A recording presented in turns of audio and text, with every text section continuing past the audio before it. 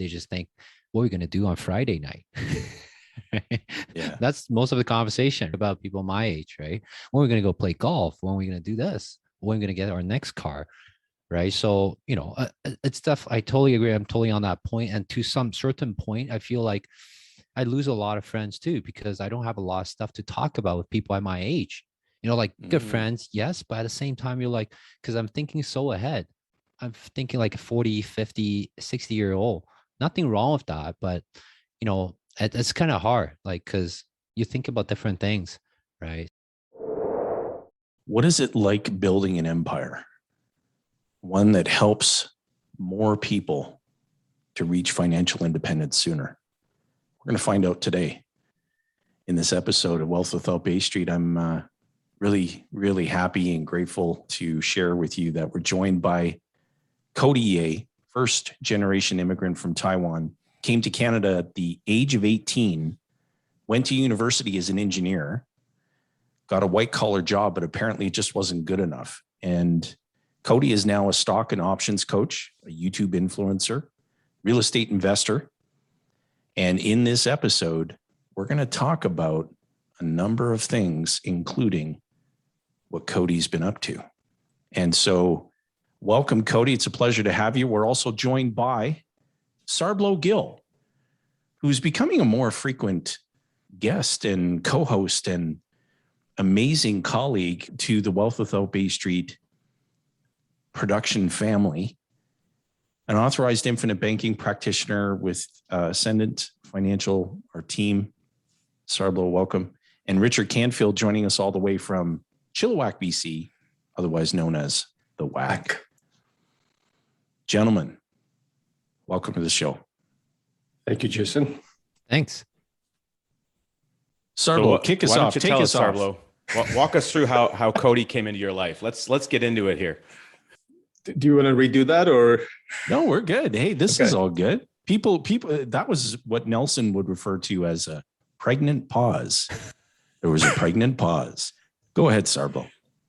Awesome. So Jayson and Richard, if you recall, we did a boot camp, our first boot camp for 2021. And that boot camp was very, very focused on a community, which is more on the wealth building side. And Cody was on that webinar.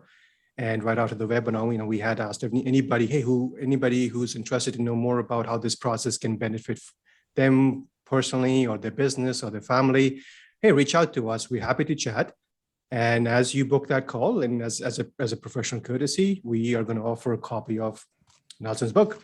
So Cody happened to be in that session, and Cody got connected with me, and he reached out. I think we had a great conversation initially. And then after the first meeting, the second meeting, which we were going to have. Sorry, I couldn't find my book. I was trying to find my book. Go for it. Keep going. Sorry. The second meeting after our first introductory call took some time, right? Cody, it was almost like a month after we first connected when we met. And Cody was like, Sarblow, like, okay, I see all this, but I'm struggling to understand this process a bit just because. And then he reached out to me. Yes. And then he reached out to Jayson. What's going on? What is this IBC thing? I think I get it, but I don't get it. It's like, I've read the book, but I get it, but I don't get it. So I'm stealing money from myself. Something's not good, but it's been going on for years. What's going on? I still have money.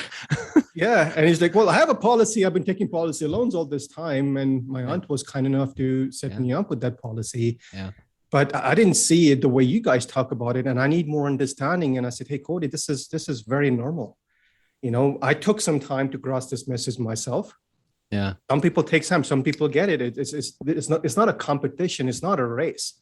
Yeah. Right. But the important thing is you saw value in it. You reached out, you booked a call. And one of the things, Cody, that you shared with me at the age that you are at, and we are very similar in age, like, Sarblow, I'm thinking more in terms of intergenerational. I'm thinking more in terms of legacy. I'm thinking more in terms of death benefit. I see all these values. Cash flows are great, but for me, the important factor is that. So help me understand from that perspective also, not just the cash value growth and the process of becoming a banker. And I got to be honest, I haven't met anybody at Cody's age who's thinking in that perspective. Wow. And that was the connection moment for me and Cody. What are your thoughts on that, Cody? Well, back up a little bit. I was actually very angry at Serblaw, and there's another gentleman on that call because the other gentleman was silent all the time. I was like, please help me out here. I'm like struggling. Like my engineering degree like didn't get me anything. But back it up a little bit. That was a good grind through. And to be honest, even before I start IBC policy, I didn't fully understand it. But all I know is the money I pay into it within 4 or 5 years, if I continue to do this, the cash value will be more than the money I already pay in there. So technically I get all my money back and more. Because, to be honest, my mom was an insurance broker as well, not in Canada, but in Taiwan. Mm-hmm. So a lot of people are very afraid of insurance. It's very crazy. And like, especially in Asia, right? Because the way the policy is so different, because I actually sat down with my aunt and my mom, we all sat together, and like the policy is very, very different. Mm-hmm. As we all know, the older you are, the more you have to pay, the less benefit you get. But in Asia, they have a whole different structure. So it's actually less beneficial for people to get insurance comparing to the policy in North America. So we're actually comparing dollar to dollar. Okay. It's more worth it in North America to get similar policy. The same whole life insurance in Taiwan is not as beneficial to your client. So anyway, that's just the way I look at it. But at the end of the day, to me, I look at this as a wealth transfer. All the money it goes in, I know it's a slower speed at growing compared to all my other investment like stock option or real estate, but there's a different benefit to it. Whether that is in case something happened to me, because I like a lot of adventures, or down the road, there could be something to retire on. I know the 6% dividend is not very sexy per se, right? 6%, what? But it's the whole thing behind it that it grows with your age, and the cash value keep growing and your benefit keep growing. So, a lot of people don't have that kind of long-term thing. As a matter of fact, I'm going to throw in this. I know you guys are going to like it. Yesterday, I was getting on a call with someone that's very expert in term life. So I straight up told him, hey, I have some whole life insurance, but I want to hear what you have to say. And he's like, hey, the way we convey this message is you spend the minimum in your life insurance, and then you use the rest of the money to invest to get a better return. And I'm going down more. So I'm okay, that's interesting. And then he mentioned Dave Ramsey. You guys probably heard about that name. So anyway, he's a comedian, I think, isn't he? So like the reason I brought those up is because I think their audience base, people who likes those kind of concept, are different than the clients you guys are attracting. The clients you guys are attracting are like people like me who think a lot long term. We don't, it's not that we don't care about how much we pay, but we look at the overall wealth transfer. How can we pay more upfront, but overall, we actually make a lot more money? Instead of saying, hey, we pay a little bit, all those money in there are gone, right? So that is kind of like a fast food concept, which is the culture we have right now. Everyone who come in, most of the beginner come into stocks or options like, Cody, how can I 10x my money? I'm like, do you know even what stock is? No, I heard like crypto is great. Everyone's having those kind of concepts, but not a lot of people think long term and what is the risk and how can we pay money and we get a lot more back, but it would take time. And that's the hardest for people to grab. People want it now. So, I told that gentleman very politely is that I don't really agree with the concept, but I think you're expert in that aspect, but I just can't align that wealth transfer part, right? Even like this kind of goes sidetrack. I own a Porsche. The reason I buy a good Porsche is because that car goes up in value. People say, Cody, are you crazy? Like you spend so much money up front. If you finance as $2,000 per month, I'm like, yeah, but that car went up 20%. So it covered my entire cost and more. And I get to enjoy it. I get to make good friends. But not everyone think of that kind of, everyone just think, how much do I need to pay right now? How much fun do I get out of it? Right. So anyway, I'm going to stop there. I don't want to take over the show, but I just want to share that story and wrap it up for you guys. I think it's interesting that you mentioned you also get to make good friends with the Porsche, because I'm guessing, that nice things they have. Look, they have clubs, and there's lots of activities you can do when you drive cars like that. They have car clubs and everything, Yeah. which is kind of cool. This You is did mention you liked your adventures, so I'm Yeah. guessing some adventures happen while you're cruising along at a safe, moderate speed in your Porsche. Yeah. Of Mach 1. See that picture over there? Oh, this one. That's me. Oh, yeah. That's on the Porsche magazine just last night. Nice. So, yeah. So, yeah. Well, it's first, thank you for sharing your insights on it, because, one of the things that Nelson Nash often said, and for the benefit of our viewers and listeners, so this is the client series part of our playlist of the Wealth Without Baystreet podcast, because we love to interview people who are at different stages of their journey in this process. And Nelson often said that the more you see infinite banking concepts, the more you'll see you didn't see. And so as you continue to progress through your journey, your receptor to inspiration to do something different with your policy, do something different with your system of policies, if it grows into that over a period of time, is only going to be amplified the more you see it. And, from day one, when you were first, exposed to the process, to today, being a policy owner and someone who has embraced this process, we'll put Sarblo on the spot a little bit here, but what was your experience like going through from education to, I'm interested in applying this in my own financial lifestyle and my own financial world? So what was your experience like going through that with Sarblo and his Ascendant teammates? Are you asking me, or are you asking Sarblo? No, I'm asking you. I'm putting Sarblo on the spot. Hopefully it's a good review, Sarblo. Okay, now you want me to tell you the truth? Sarblo was like sweating.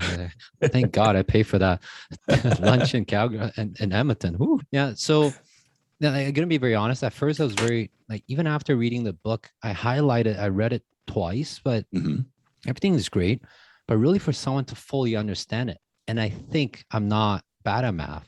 I want to think that I'm above average at math. So it's still quite tough. It's only until I see the numbers, like illustration, I can actually fully understand it. And I just have to make the decision based on some key numbers. Okay, within 5 years, I don't mind sharing my policy, right? I pay $200K per year. Sorry, not 200K, 20K. Sorry, not 200K.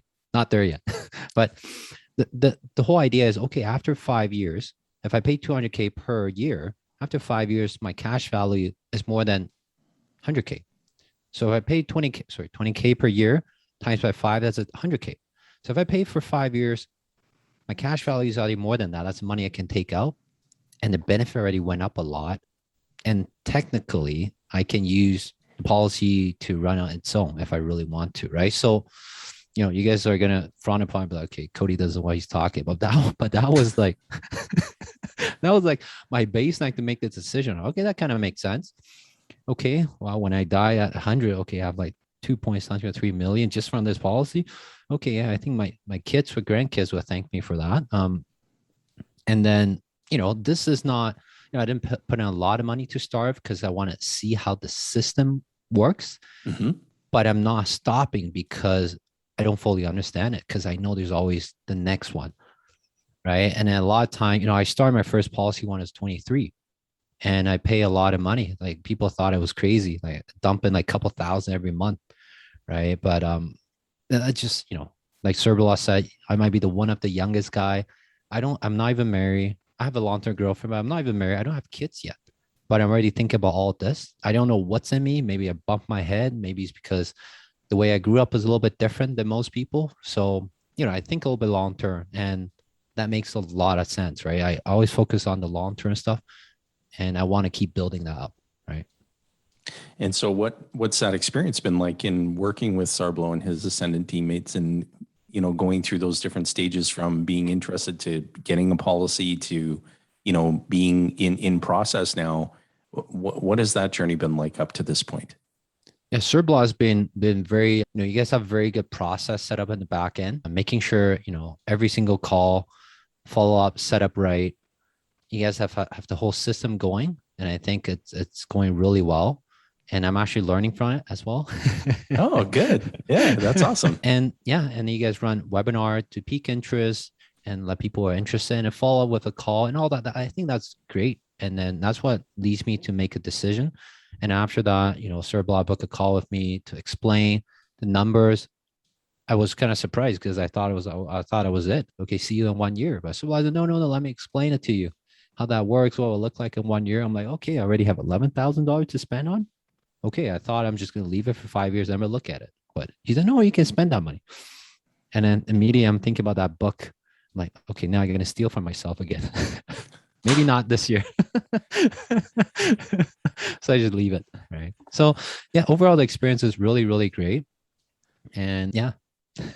It reminds me of the grocery store example, because when we're connecting with, new policy owner who is looking inside their client access and zipping around in our client portal and saying, okay, I've already got readily accessible capital here.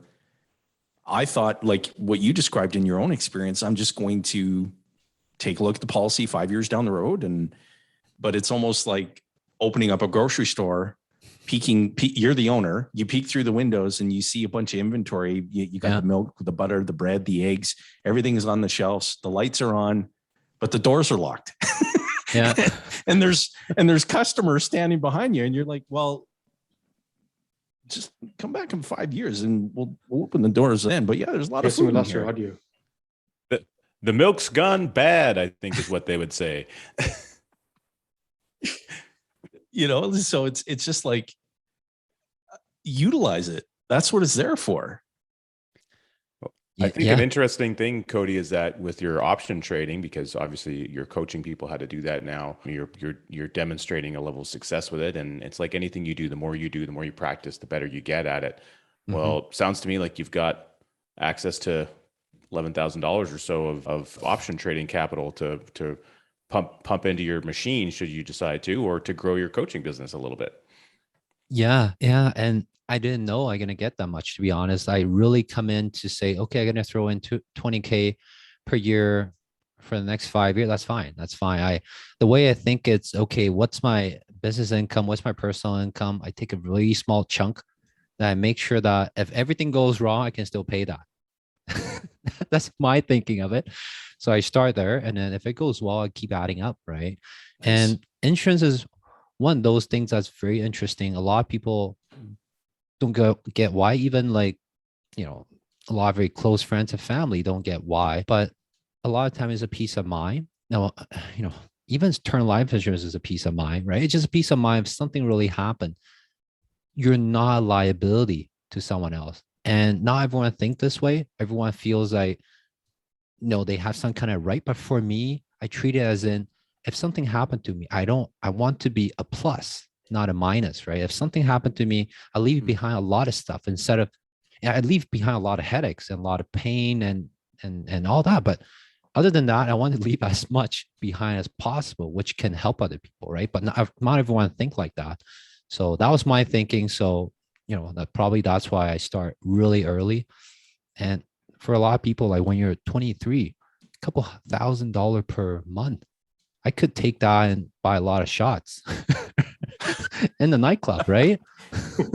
I can buy a fast car and go do all those crazy stuff, but I didn't do it. And I think it's because of that unique background and the way I think, right? Everything that you do financially, Cody, is measured against what everyone else is doing financially. And so you're doing something different and very wise, very wise in your thinking. Because, speaking for Richard's, I think still quite a bit younger than I am, but just aging myself a little bit, the time really accelerates, as you're moving through your life's journey, and what you're thinking now is only going to be amplified as you continue to age, and you're going to look back and say, wow, I really made a really, really wise decision. And you'll be quite, when you're 47 years young, like I am, you'll be quite amazed with just how much ready access capital you have and still have that peace of mind element. but it's just only amplified because that total death benefit just keeps rising and going up every year. And with the wise coaching and mentoring of Sarblo, I mean, you're really well positioned. Kudos to you. Just to add on to that, I think the similarity between stocks investing, option investing, real estate investing, and insurance, especially whole life insurance, is that it's kind of like the same, come back to the same thing. If it's a good product, if it's a good company, if it's a good property, time in the market is better than timing the market. If that kind of makes sense. Yeah, that makes perfect sense. Put the money in, let it grow. Instead of trying to hope for another big crash or wait like an insurance type, but wait for something big to happen. You guys probably see it always when people reach back is because something catastrophic happened in their family. They're like, okay, now we need to look at this, right? Right. A lot of time, those are the time that you cannot get any more insurance or you got to pay a lot, right? Something happened to your body and all that. So it's always time in the market. So if it's a good policy, if it's a good property, if it's a good stock, get in and then wait. Instead of you sitting on the sideline and then like, should I do it? Should I not? Until the point it's too late, then it's really too late. Then you pay a lot more. You buy at the highest point, you have a lot more risk, right? So that's the way I look at it. A very proactive versus reactive approach. And most people, as you've identified, Cody, they tend to be operating in a reactionary way. They're just reacting to the circumstances of life or the circumstances of a market. And I really like how you said that it's about time in. And I always found that when we're talking about the type of whole life insurance we should help structure, that Sarblo's help put together for you, this high cash value model, you're just building equity, just like equity in a piece of real estate. So it's most closely aligned, if you were to stack them up with a level of similarities, to long-term buy and hold real estate. You accept the differences. You need to put a 20% down payment, somebody's money, whether it's yours or other people's. You need that to go and acquire that piece of real estate. Here, you don't have to wait to accumulate that down payment to do it. You can start right away. And as you're building, you have access to equity versus having to wait until the equity, like the value of the real estate, goes up and the mortgage gets paid down so that you can access equity. This, you can start to do it at the same time. So, but they're very synonymous because it's like a long-term buy and hold piece of real estate, with the exception of the real estate market can go up and down and the insurance contract can only go up. Yeah. It's definitely, there's a lot of similarities, a lot more control from the insurance standpoint, right? Assuming everything goes well, and it has been going well for hundreds of years. So, and then I don't foresee any technology that will disrupt maybe the way they do business in insurance, but not the policy way, because human is still human, unless all of a sudden we found a way to be immortal. Then I think we're going to disrupt insurance industry, right? Jayson, would you and Sir Bob, you guys agree to that? If somehow someone come up with a way to put in some kind of medicine, we can be immortal. We can be vampire. Then what will happen to our policy then? Well, and you wouldn't get through underwriting either. So, but other than that, right? The chance is very low, at least within the next 5-10 years is very low. I think we might get to that point.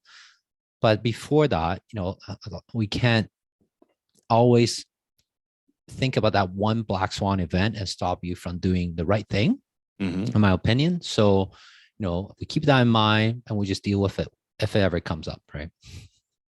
Absolutely. Plan as if you're going to live forever and live as though you're going to die today. That's what Nelson said. Yep. That's what he said. Yep.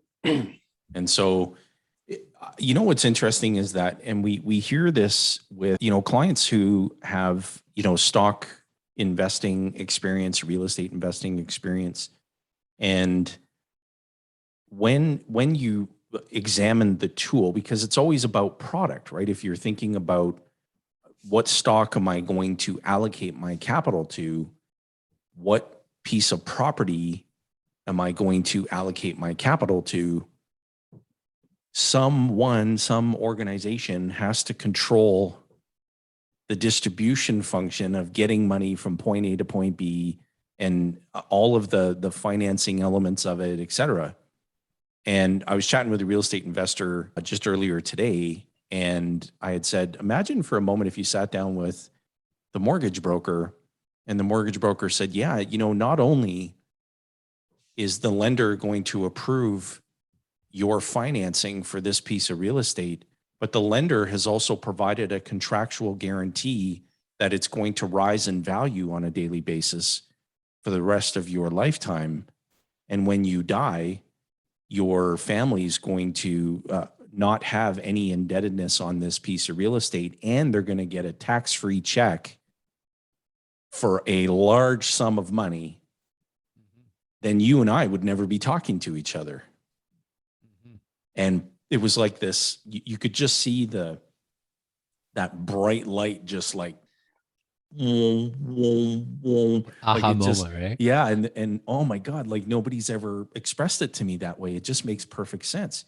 And so this is all about making sure that we're constantly sharing with folks that the process of becoming your own banker, the infinite banking concept, is never about addressing the yield of an investment. It's all about how you go about financing those things that you need in your life, which can include investing. And the tool, the dividend paying participating whole life insurance contract, it has to be the best tool to get that job done, whatever that job is that you're seeking out to accomplish.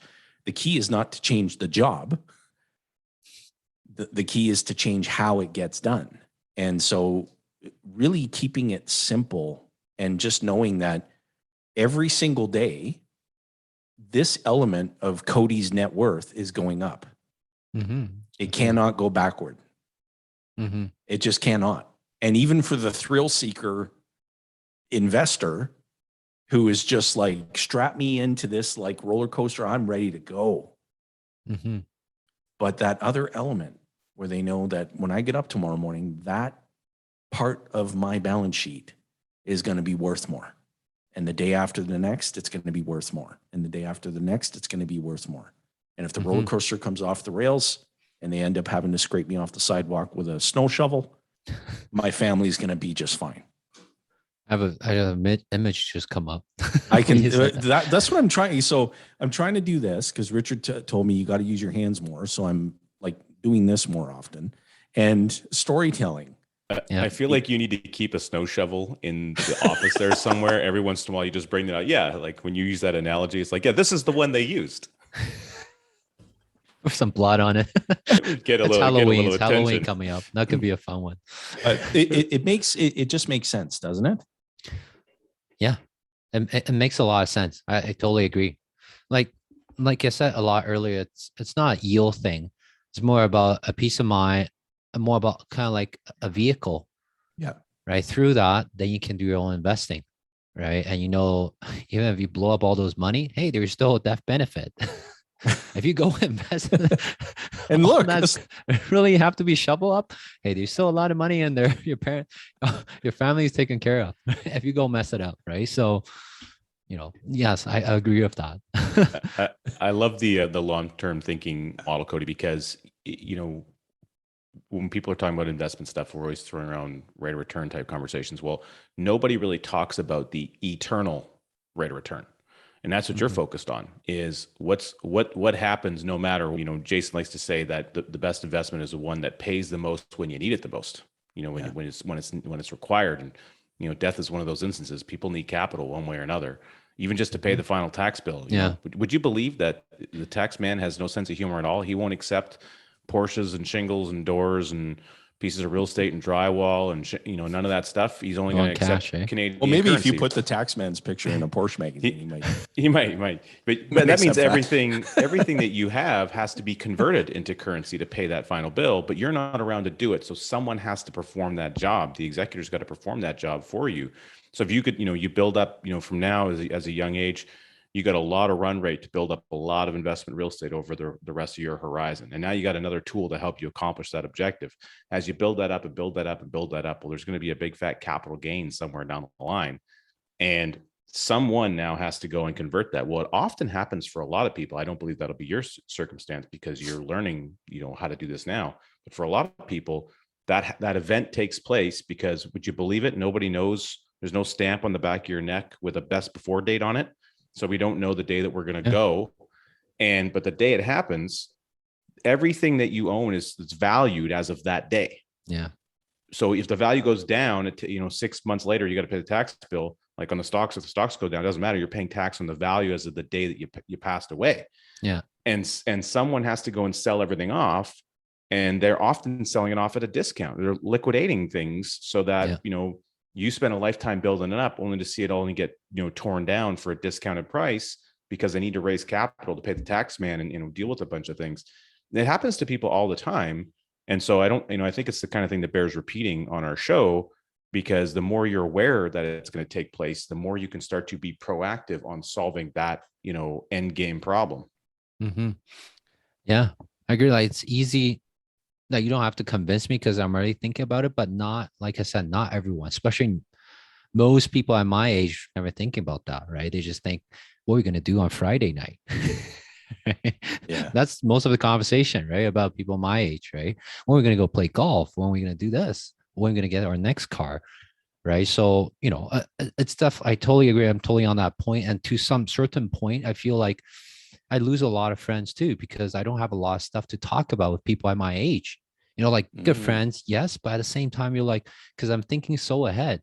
I'm thinking like a 40, 50, 60-year-old. Nothing wrong with that, but it's kind of hard, like, because you think about different things, right? So Yeah. I just tend to hang out with older people. That's why all the Porsche magazine people are all, they say I bring down the average age. I just put up like a Instagram. Like, I'm not sure Surblock saw that, but I just like go through and say, yeah, I think they say them bringing down the average age, but hey, they own Porsche for a reason, right? Hey, Just Sarbo, saying. do we got you? Do we got your audio? Yeah, I'm right here, Jayson. Oh, okay, good. Yeah, we got you. We got you back there. That's good. I got you. Yeah, I was muted. I muted myself because Cody is just hitting it left, right, and center when it comes to humor there. So, yeah, just based on what the Cody shared little, few minutes back, it reminded me of Bob Shields. Right. Bob Shields used to say that I wish we all die for one day to really see the problems that we leave behind for the loved ones. Yeah. And each problem has a price tag to be paid. Yeah. That's what's a problem, right? And how do you want to pay for the problem? Do you want to pay for the problem 100 cents and dollars, or do you want to pay for the problem pennies and dollars? And this is where thinking long range, thinking about legacy, thinking about starting today, that's where insurance companies tax your dollars come into handy, because you will never pay in dollar for dollar. Never. If you live a long life, you're going to be able to spend more than what you put in while you're alive. Yeah. And God forbid, if you're driving around a Porsche and you take a wrong turn, there's going to be a lot of tax-free that benefit that's going to come walking in and take care of the family going forward. Yeah. You can't put a price tag on that, right? So. Yeah. I agree.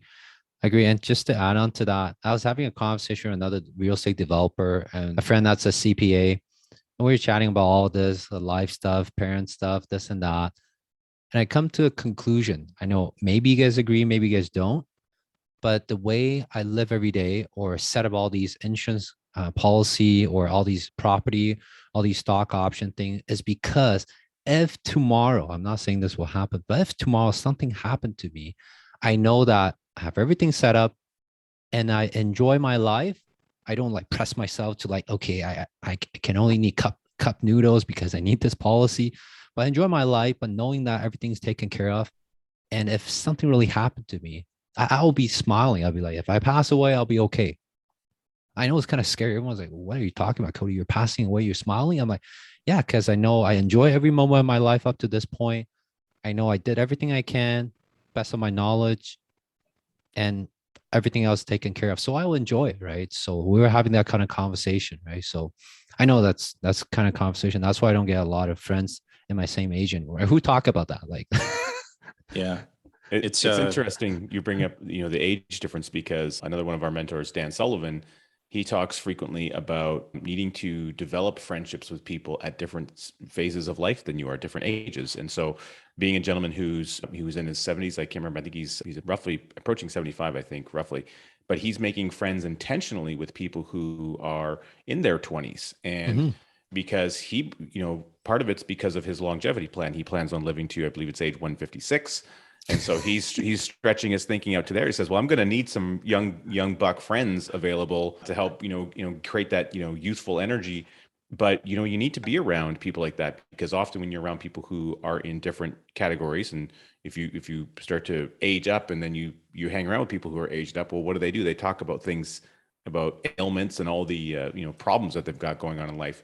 So you need to, diversify your friendship base in age, because it's going to give you context about life experience. And so by making friends with older people, what's beautiful about that is there's things that they've done and experienced where you're going to be able to learn vicariously through those experiences and be able to say, I remember my friend, John told me about this. Maybe I better keep an eye out. I should lift with my knees instead of my back, because that's how he wrecked his back, So things like that.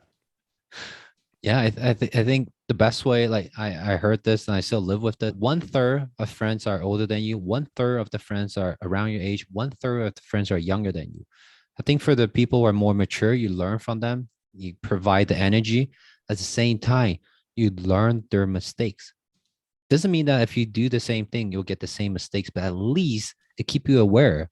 If you're gonna do that, do it somewhat differently, because that don't work, or somewhat why it didn't work, right? And then people around your age, then you stay grounded, down to earth.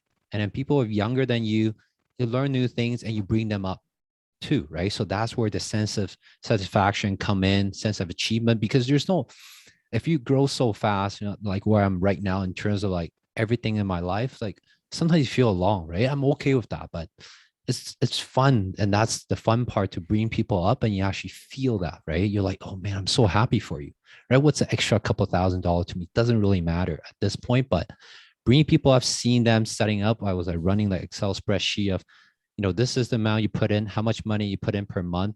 This is a projection. If you make between 1% to 4%, this is your cash flow requirement per month, $10,000. You will hit this in 5 years. Let's say if you make 1% to 4%, depending on how much, right? The more you make per month, the faster you get there. And that's the kind of Excel spreadsheet I'm creating, so that people can visualize, see that graph. And I put a star on the point where they replace their income, whatever, right? So I show them, here you go. This is why you pay for it. This is why you work for it. This is why. Instead of me talking about like all that, right? So that I learned from conversation with Surblot too. So maybe I can share that with Surblot. Yeah, his royalty requirement is only 70% of whatever you bring in from that. No, I'm just kidding.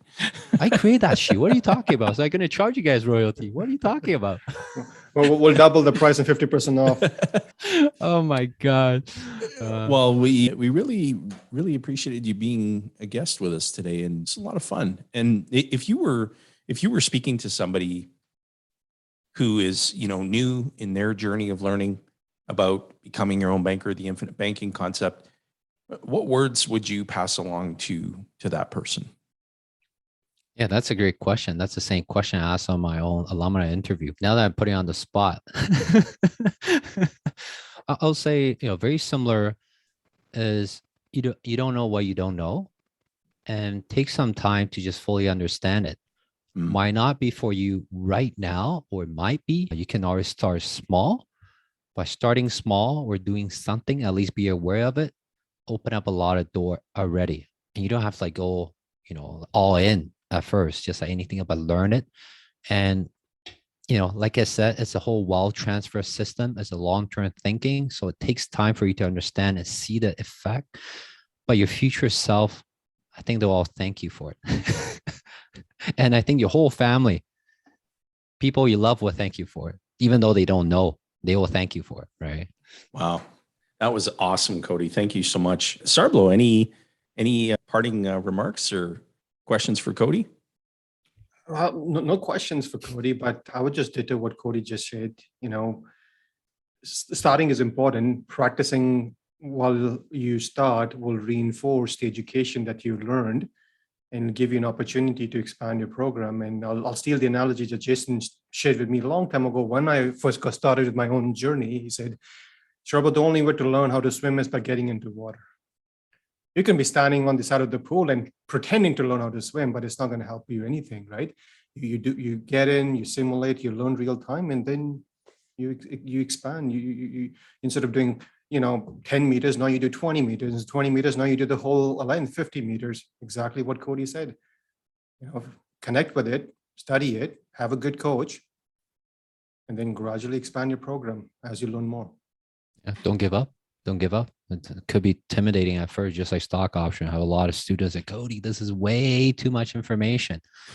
And then best way is just like this kind of conversation. I said, look at all these alumni, 1 to 2 months down the road, they make back the money and they see the benefit. Now they see a light at the end of the tunnel. So do you want to be there? If you want, it went through all that you've been through right now. So, stick through it. Right. Great advice. Rich. Well, Cody, it's at the time of our recording, we're approaching Halloween. I don't know what kind of costume you've got planned. Perhaps it's in the superhero vein, but we don't always wear costumes, at least not on this show. But when you show up and you coach people how to invest in stocks, how to tackle real estate projects, how to do all the things you're doing at your young age, and you show up as a leader, you help raise the bar for other people, you show them how to think long term when maybe they aren't. You're really providing a tremendous value to other people. And so you're really showing up as a hero. Our question for you would be, who do you want to be a hero to? That's a very good question, because I thought about that. And growing up, I never follow any celebrity or anything. I always learn all the goods and bads from each person. I try to take away the goods, even from my own parents, believe it or not, right? I always, now that I grow up, no one's perfect, but I always see where I can learn from, like a good side of things, right? So, I really like Elon Musk, but I like him, but I don't want to live his lifestyle. I really admire him, but in order for him to be there, done that, he has the things that he gone through. I don't think normal people have to go through it, and normal people wouldn't go, couldn't go through it physically, mentally. Just like, he's definitely supernatural, right? Whatever way how he grew up, right? But I just want to make sure, the hero I look up to, like Warren Buffett's definitely one. I learned from him because I like the lifestyle. I want to live a good life. People you love still love you when you get to his age, because at his age, money doesn't matter. If he can buy 30 years back, he will give up 99% or maybe 99.9% to get it back, right? So I listen to all that and say, how can I keep growing this empire, help more people, and people say hi to me on the street and even give me a hug, and I make sure I change their lives so that, I bring all that up and I still have very healthy relationship and family. That's the whole point. It's not about, okay, how many more Tesla stocks can I buy? Not stock advice. How many properties can I buy? How many more insurance policy can I buy? Like, it's all great. It's all part of the process, but it's really, how can I get a good balance? And then I really enjoy the life. I don't regret any day I'm living. I know there's up and down, but I know the light at the end of the tunnel. I enjoy the process. So I'll say that image is my hero, not a certain person, but I learned from a lot of wise people. Right. Wow. Very powerful. Thank you so much, Cody. And this concludes another episode of our client series. And you heard directly from Cody Yeh, and we really appreciated having you on the show. And we'd love to have you if you'll join us, and we'll check in on your journey as as the years progress. And so thank you so much again for being with us, and to all of our viewers and listeners, we sincerely appreciate you as well. And if you take a look over either this shoulder or this one, whichever one the playlist is showing up, please continue your journey of learning. We've got a number of recommended videos, and we look forward to the next episode. So guys, let's make the rest of our week great. And thanks again. Have an awesome rest of your day. Yeah. Thanks for having me. Thanks, Cody. Thanks, Cody.